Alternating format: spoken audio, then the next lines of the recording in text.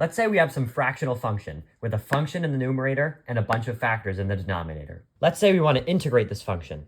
What do?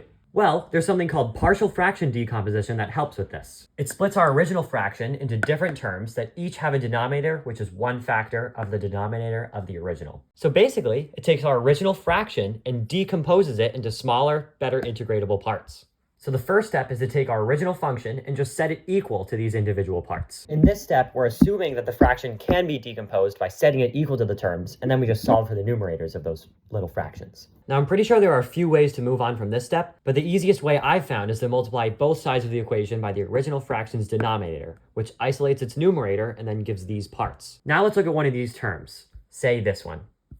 You can see that when you multiply the original denominator by it, one of the factors canceled out, and so the other two were left. Each of these terms cancel out a different factor from the original denominator. And that means that each of these numerators of the original terms we're trying to find are multiplied by different factors. So if we use the zero product property, say when plugging in negative c, it cancels out two of our terms, leaving only one variable left, so we can solve for that variable, and then do the same for the other two terms. And then, having found all of our variables, we plug them back in, integrate each of these parts, which is equal to the integral of the original function, which is exactly what we wanted. Let's try this with an example. We have 4x plus 2 over x plus 1 times x plus 2 times x plus 3. We're going to decompose it, and now we just solve for a, b, and c. Multiply each side by the denominator, which gives us this function. And now we'll just do the zero product property with each of these three original factors, which gives us that a equals -1, b equals 6, and c equals -5. Now we just have to plug these back into the original function.